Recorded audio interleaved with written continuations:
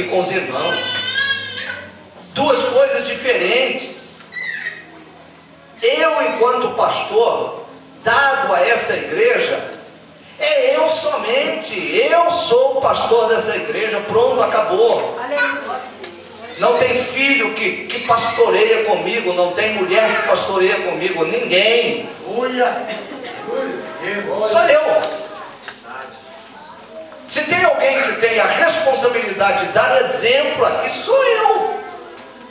E eu assim, eu ainda fico meio pensando será que se realmente eu consigo dar algum exemplo bom? Até eu fico desconfiado que tem hora que eu não consigo fazer muita coisa certa. Agora, vamos olhar para Jesus, autor e consumador da fé. Esse nunca vai errar. Na boca dele nunca se achou engano. Ele nunca cometeu pecado e nunca vai cometer. Então eu vou dizer para os irmãos uma coisa. Como pastor, eu não vou admitir ninguém, jamais vou admitir, nunca admiti no passado, e nem no presente, nem no futuro, alguém dizer para mim, não, eu sou assim porque o irmão Alexandre é assim, porque o Wallace é assim. Não, você é assim porque você quer ser assim. Você é assim porque você dá vazão àquilo que está dentro de você para ser assim. Não é porque alguém comete um pecado que eu tenho que cometer um pecado junto com ele. O exemplo que a Bíblia me dá é Cristo. Cristo. Eu dou graças a Deus porque aprendi a não olhar para o outro. Houve um pastor que muito influenciou a minha vida. Um homem de Deus, uma pessoa que eu admirava profundamente. Mas um dia, na jornada da vida, eu acabei ouvindo muitas coisas insatisfatórias acerca dele. Eu continuei a achar bonito aquilo que havia de positivo nele, mas passei a reprovar e a combater o que havia de errado. Não serviu mais para ser o meu referencial, pelo menos naquilo que estava errado. Continuei admirando pela sabedoria, inteligência, pelas mensagens que ele proferia, mas passei a repudiar os atos dele. Embora houve um período que ele foi o meu pastor, mas eu não quis seguir as pisadas dele. Fazer o mesmo que ele fez, usar o mesmo que ele usou, proceder da mesma forma que ele procedeu, porque a Bíblia não me manda olhar para ele, a Bíblia me manda olhar para Jesus. Como é que está o seu coração? Você está fazendo errado porque está vendo alguém na igreja fazendo errado? Você usa o que usa porque tem alguém usando?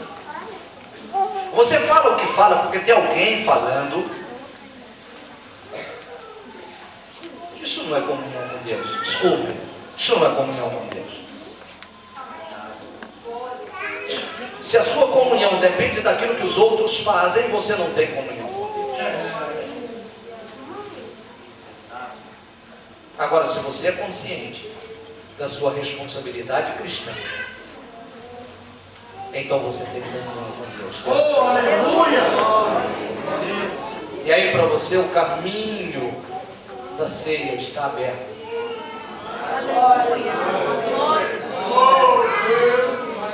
Nós precisamos entender esse caminho para a mesa da comunhão numa amplitude maior.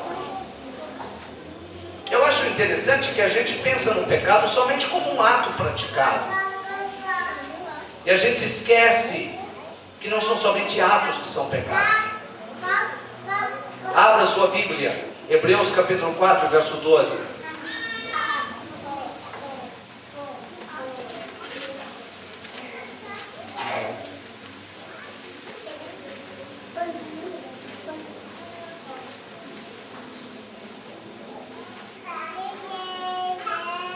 Vamos ler?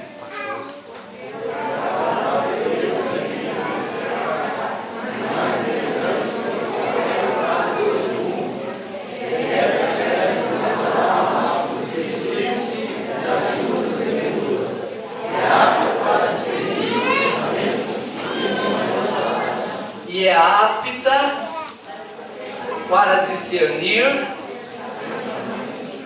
pensamentos e intenções do coração. Nem ninguém dá uma de santinha aqui, escondendo no coração o desejo de fazer o que o outro fez, atirando pedras e dizer: eu estou em comunhão com Jesus, porque eu não fiz a feiura que o Wallace fez. Não fez, mas queria fazer. Não fez, mas desejava fazer. Agora a palavra de Deus vem e penetra até o fundo da sua alma, desmascara você e diz: você é hipócrita, porque você está debaixo do coração.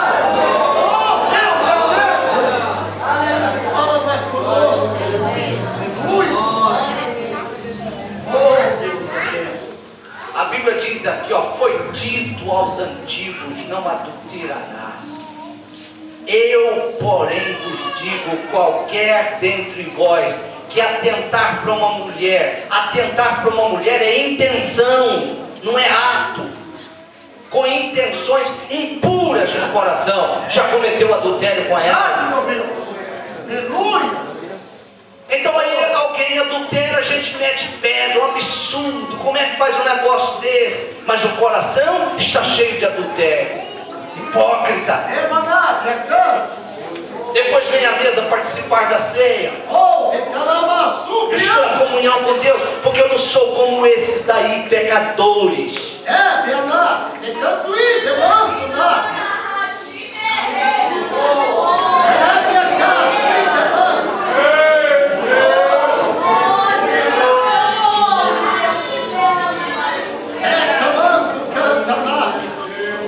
Capítulo 18 de Lucas. Olha aqui o que muitos são, olha. Só fazem isso aqui. Guardam os desejos no coração e ficam atirando pedras nos outros, porque não tem coragem de cometer o mesmo pecado, de praticar, mas no coração está cometido.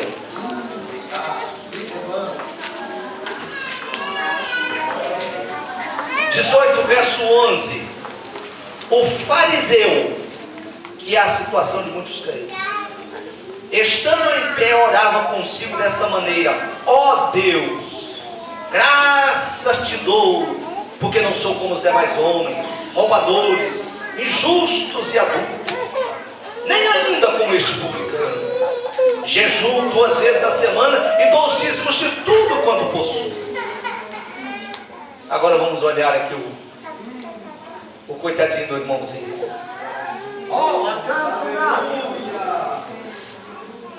Que não tinha hipocrisia no coração, que era sincero diante de Deus, sabia das suas limitações, das suas fraquezas. Ele ora e diz, batendo no peito: ó Deus, tem misericórdia de mim, pecador.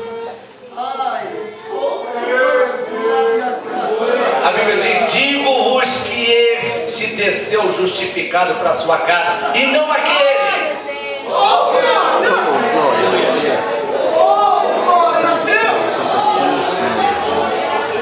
Se é uma coisa que Deus ama, é o homem e a mulher sincera.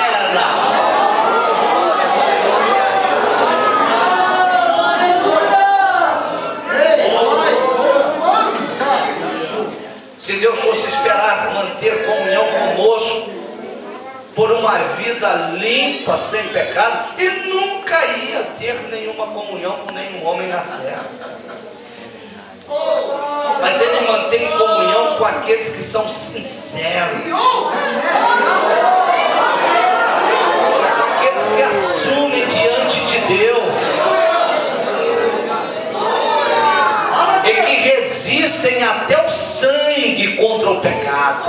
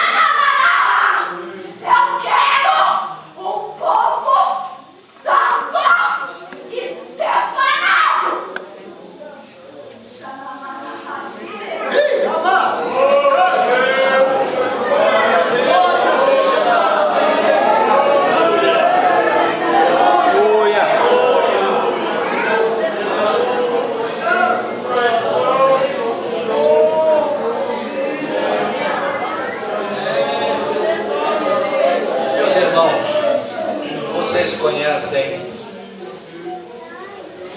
o livro do Apocalipse, e ali diz que os olhos do Senhor são como chispas de fogo. E Ele conhece, Ele nos vê, Ele nos enxerga.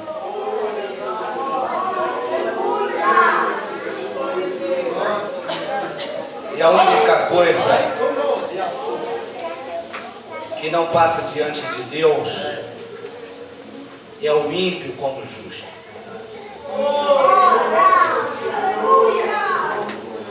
A palavra de Deus tem que nos limpar, não é por fora, é por dentro. Nós precisamos, conforme diz Paulo aos Coríntios, na sua segunda carta, se nós estivermos em Cristo, nós devemos ser novas criaturas. As coisas velhas têm que passar e tudo tem que ser feito novo. Deixe de olhar para os errados e olhe para Jesus.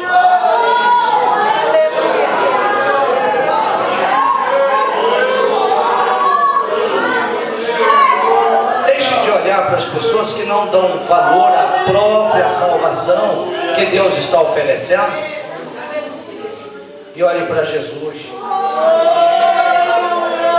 Olhe para Jesus. Oh, aleluia! Você vai se lembrar que quando começou a fazer as coisas erradas, é porque você olhou para alguém que estava errado. Quantas irmãs desanimaram de ser uma santa mulher, porque olhou para a gente errado. Olhou para as artistas evangélicas que estão no nosso meio, as artistas de Jesus. Quantos irmãos passaram a fazer coisas erradas porque olharam para esses super crentes, esses homens da elite que para eles nada é pecado, principalmente os teólogos. Tudo para eles é uma questão relativa, nada tem problema.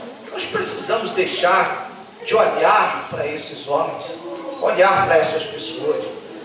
A Bíblia nos diz, olhando para Jesus, autor e consumador da nossa fé. Olhe para Ele. Não olhe para a família de ninguém. Olha, eu vou dizer mais, não olhe nem para a família de Jesus. Se você for olhar para a família de Jesus, você está enrolado. É bem verdade que a Bíblia não, a tradição diz, não é que os irmãos dele converteram, todo mundo ficou bonitinho. Mas se você for olhar na Bíblia aqui, nem eles não servem para exemplo nosso. O único que é dado para exemplo é Jesus.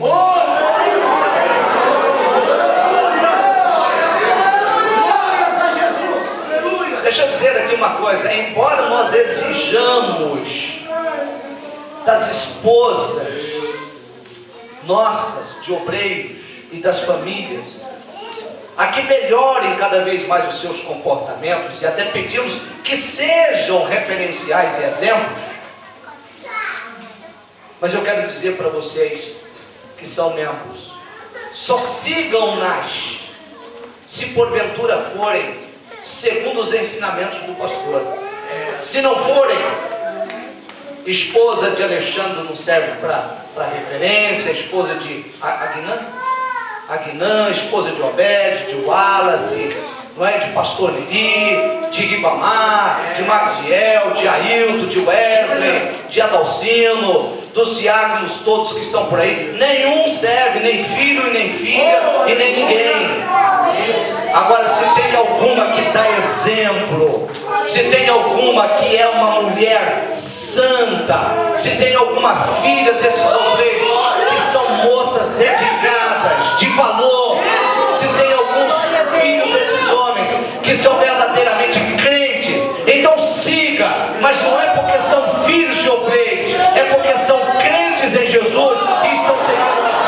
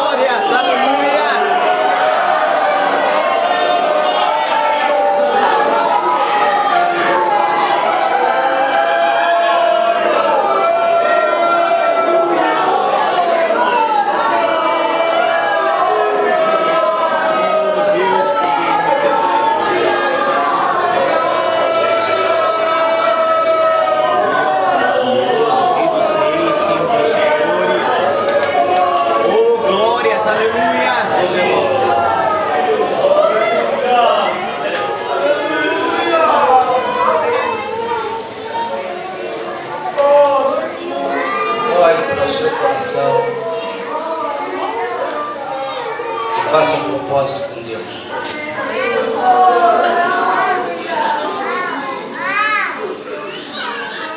Peça perdão a Deus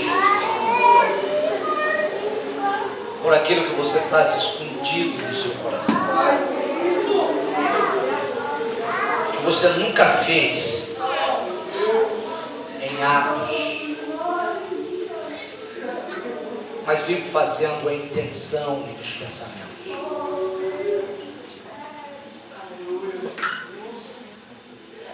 É exatamente isso que Deus quer que nós vivemos.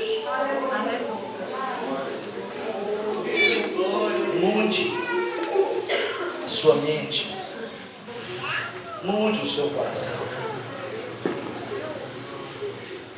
Entenda isso como um sinal de que você conserva no seu coração o mesmo pecado que você viu o outro cometendo. Quando você fica indignado com o que o outro fez. Simplesmente uma demonstração, uma prova clara para você que você está da mesma forma. Porque é interessante, é que no coração da gente que tem a responsabilidade de cuidar do rebanho, quando alguém comete um ato, um pecado, um erro, o que a gente faz é condoer. O que a gente faz é sentir pena da pessoa. É o desejo da gente de levar a pessoa a restaurar. Agora, quando no coração da gente está o mesmo desejo, aí a gente quer fazer igual o frango que a gente pinta ele e joga no meio dos outros. A gente quer bater. A gente escandaliza. Estou escandalizado. Está nada. Está escandalizado porque o ato foi do outro. Se fosse o seu, você não estava escandalizado. Mas olhe para Jesus. Olhe para Jesus.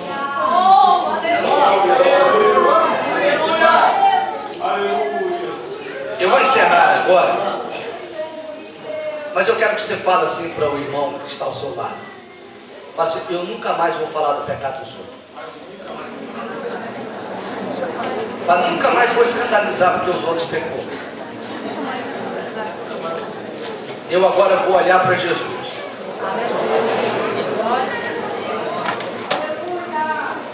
Vamos olhar para Jesus. Graças a Deus. Então vamos olhar para Jesus.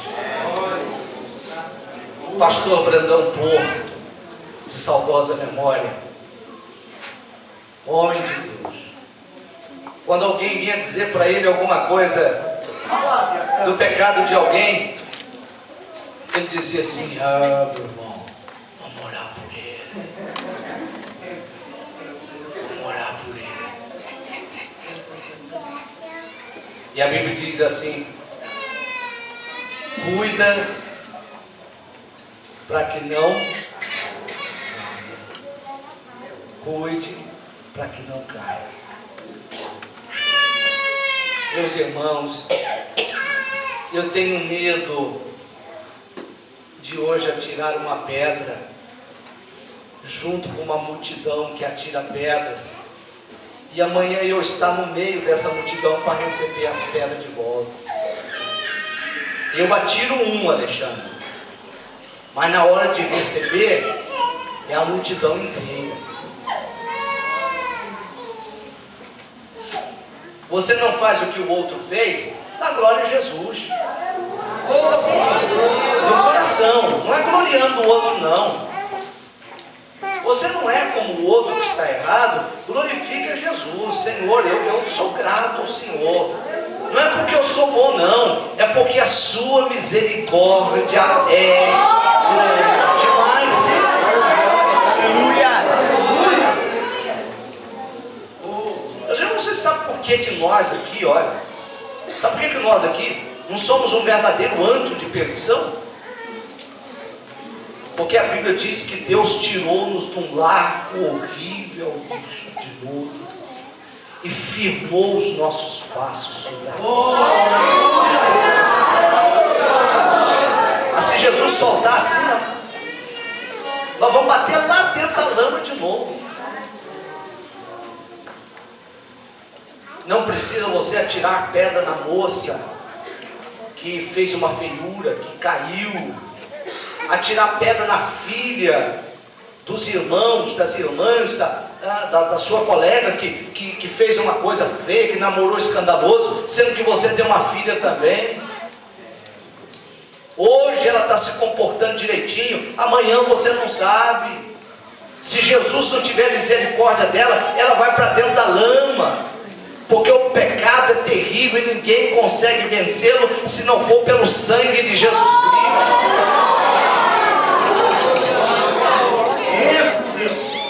Não admire por alguém que esteja dentro da lama, mas admire por você que está com seus pés firmados sobre a rocha, porque Jesus está firmando você. Eu digo para os irmãos, não existe um homem, por mais espiritual que seja, que sem a graça de Deus, ele não se torne depravado e imoral. Eu estou falando homem no sentido genérico, é homem e mulher. Não existe ninguém que resista à pressão diabólica do pecado. Não existe. É por isso que a Bíblia diz que Jesus sabe compreender as nossas fraquezas, porque Ele lutou na dimensão máxima do pecado. Quando a Bíblia diz, ainda não resististes até o sangue, sabe o que isso significa, irmão Ailton? Jesus lá no Getsemane, sabe o que ele estava fazendo lá? Resistindo até o sangue. Por quê? Ora, por quê, irmãos?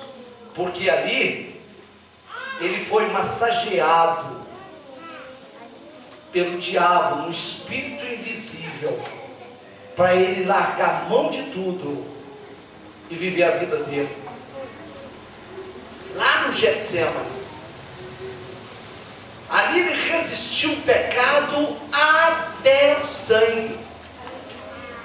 Sabe por quê, Ribamar? Porque na mente de Cristo passava o sucesso, passava a fama, passava a grandeza, passava, Ribamar, a beleza feminina.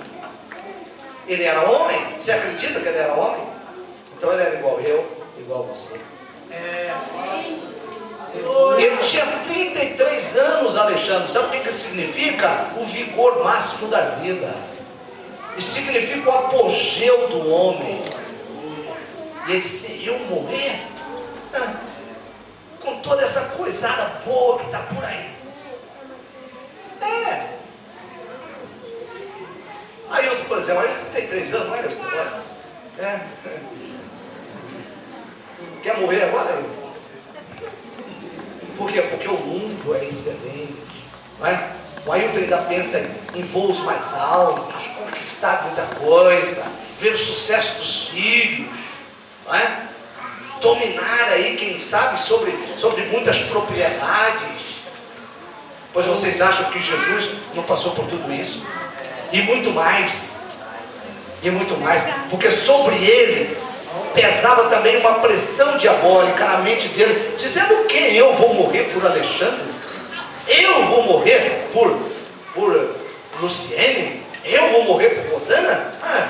Eu não. Foi eu que cometi pecado, até hoje nunca cometi um pecado, vou morrer por Martiel? Eu não. Porque ele sabia que ele podia se safar dali e ele seria salvo.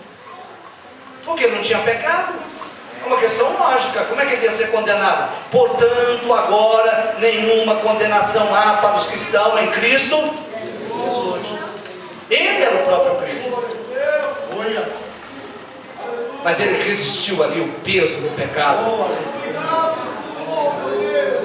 Sabe, porque se ele resiste ali, ele cometia apenas um pecado. Era o pecado da desobediência. Era uma rebelião contra Deus. Era o mesmo pecado de Lúcifer. Eu não sei se vocês conseguem compreender isso. Mas se ele estava resistindo a isso, não teria sentido a salvação. A salvação é exatamente a deflagração de uma luta da perfeição contra o pecado. E se Jesus não sentisse o peso naquele instante da pressão do mais elevado nível de pecado que seduz o homem a pecar, então não teria sentido nenhum. Mas ele resistiu ali até o sangue. Ele foi suando, e de repente o seu suor virou sangue. Não é que virou sangue, começou a jorrar sangue.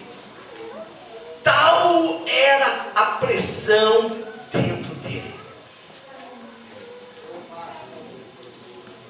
Quem já sofreu aqui uma grande tentação, sabe a que nível de pressão fica dentro da gente.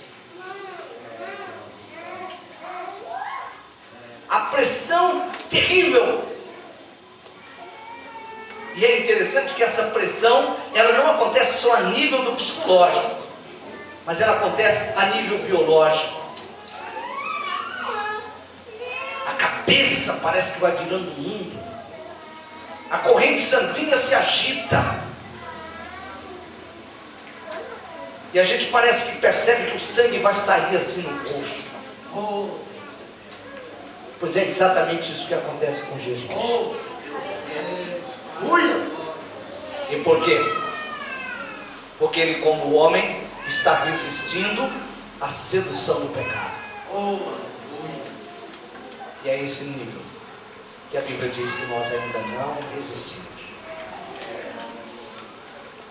Quantos de nós entregamos assim facilmente ao pecado? Eu não aguentei. Foi demais para mim. Não foi? Você não resistiu até o sangue. Olhe para Jesus. Olhe para Jesus. Sonda o seu coração. Veja como ele está. Para que nessa noite você possa ter uma comunhão perfeita. Nós vamos louvar a Deus agora, juntamente com o irmão Elcio.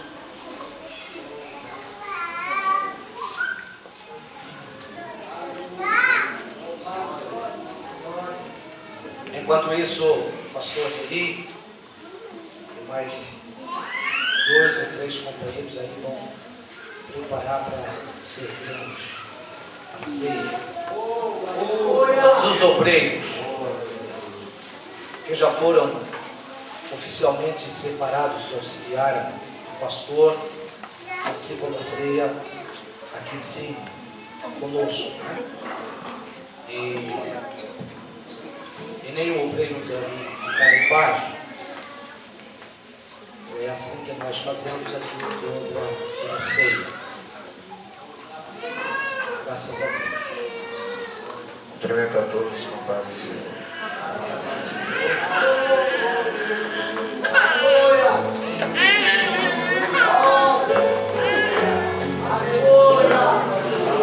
Glória a Deus.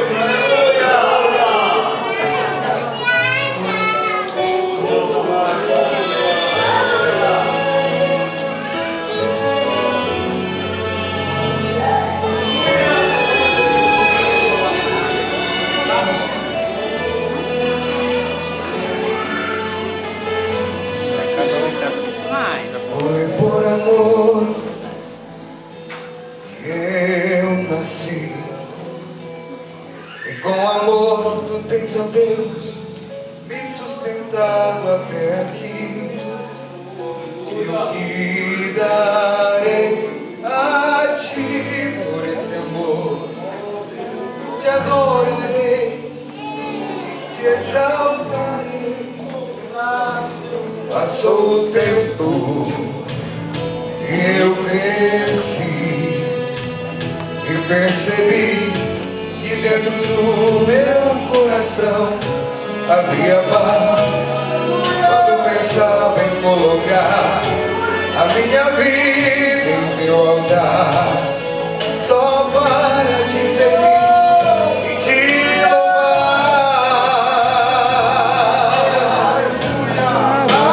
Agora eu não consigo entender, porque não posso dedicar todo o meu tempo pra você.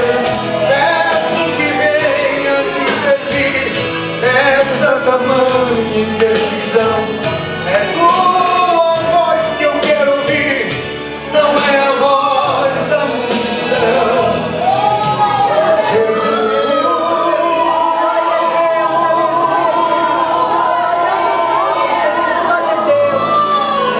Graças a Deus,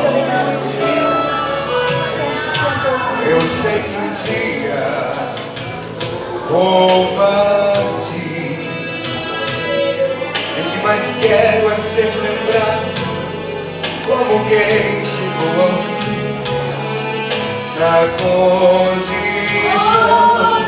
de servo de Jesus, levando então a minha cruz, a cruz que faz eu diga não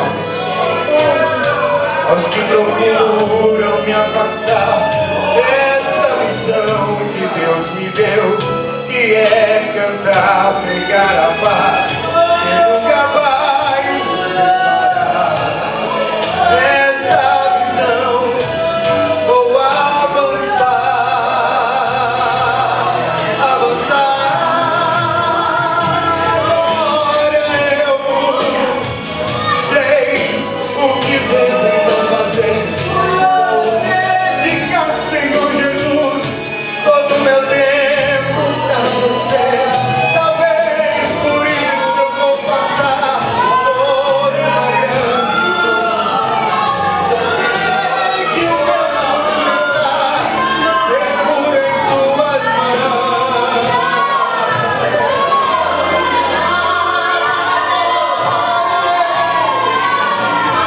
Sei o que devo fazer. Vou dedicar, Senhor Jesus, todo o meu tempo pra você. Talvez por isso vou passar por uma grande provação. É tua voz que eu ouvi, não é a voz da multidão. Aleluia!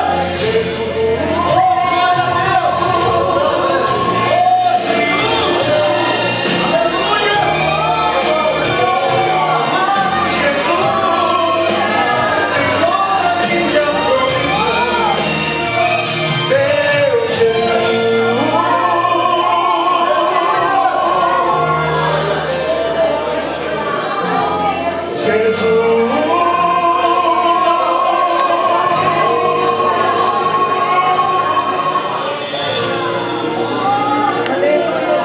glória a Deus. Meus irmãos, vamos de pé para a consagração do vinho e pedir também aos irmãos, no momento da oração consagratória, que orem também pelo irmão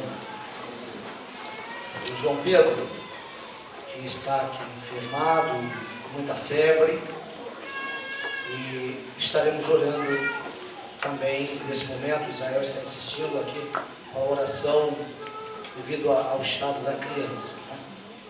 1 Coríntios 11, 23 a 25, porque eu recebi do Senhor, também vos ensinei. O Senhor Jesus, na noite em que foi traído, tomou o pão E tendo dado graças, o partiu e disse: tomai e comei, isto é o meu corpo que é partido por vós, fazei isto em memória de mim. Semelhantemente também, depois de cear, tomou o cálice, dizendo: este cálice é o novo testamento no meu sangue, fazei isto todas as vezes que beberdes em memória de mim. Senhor nosso Deus, nosso Pai eterno, Criador celestial, nós te damos graças e te louvamos, ó Pai, por esse momento importante que apresentamos diante de ti, o pão e o vinho, para a consagração, segundo a instituição da tua palavra, para que receba a virtude semelhante ao corpo e ao sangue do Senhor Jesus Cristo, que nós possamos participar dele, externando assim a nossa comunhão. Deus, nós pedimos assim, que o Senhor abençoe, para que esse pão e esse vinho tenham a virtude do corpo e do sangue do Senhor Jesus. Também apresentamos a Ti, ó Deus, o João Pedro, que está enfermo, que o Senhor possa repreender o mal, a enfermidade, repreender a doença, a infecção, a febre, e restabelecer a ele a saúde para a glória do teu nome. Assim pedimos, ó Deus, em nome do Senhor Jesus Cristo. Amém. Deus abençoe, os irmãos tomam seus lugares. A ceia é para aqueles que estão em perfeita comunhão, batizados, e estejam gozando da plenitude da comunhão com a igreja.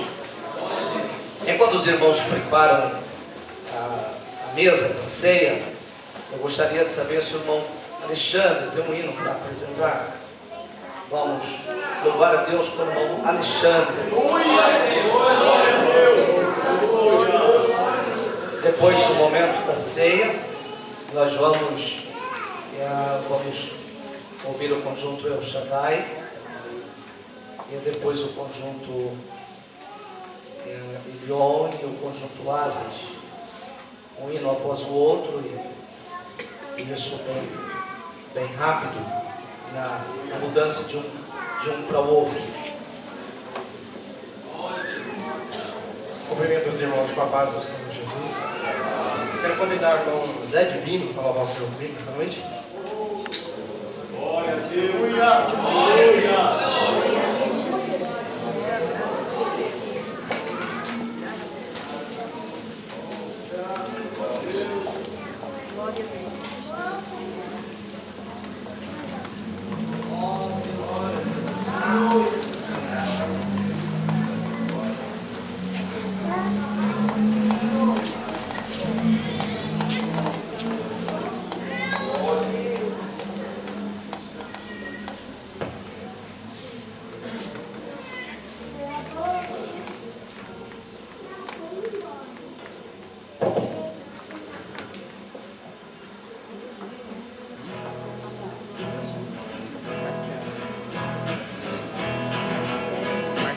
Deus fala comigo através do vento.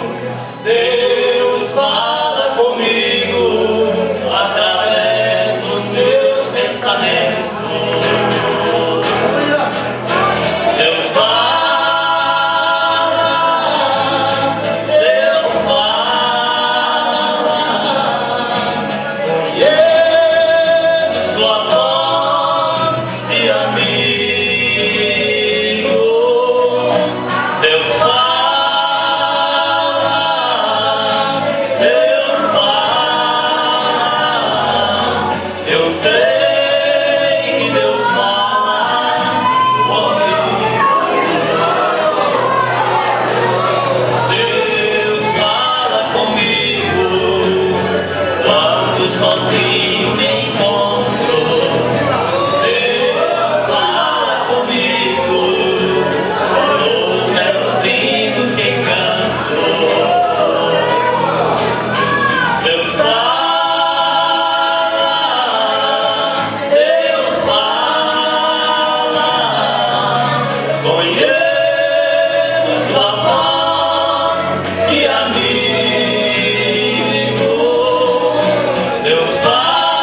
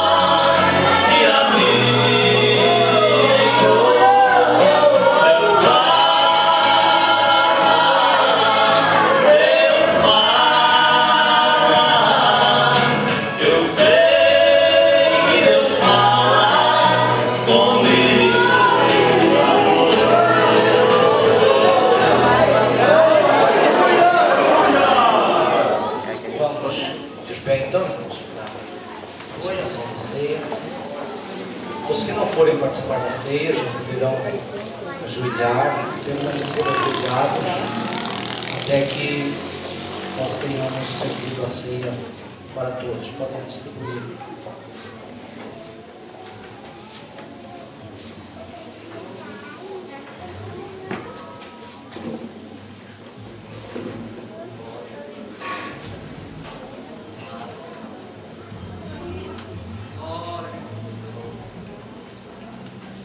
Aleluia.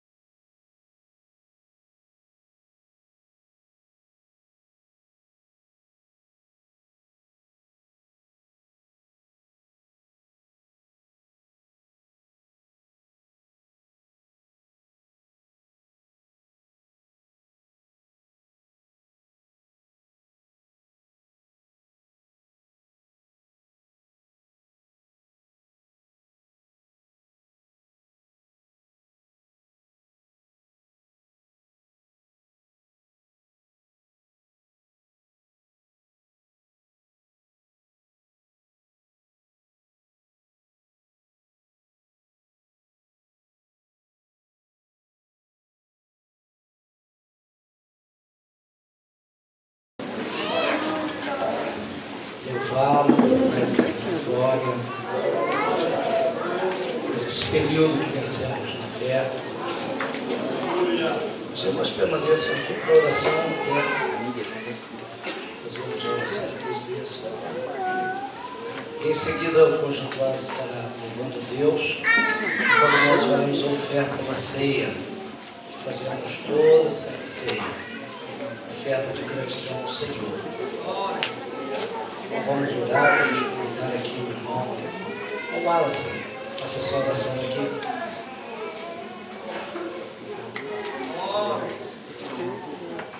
Senhor Deus, Pai amado, em nome do Senhor Jesus Cristo,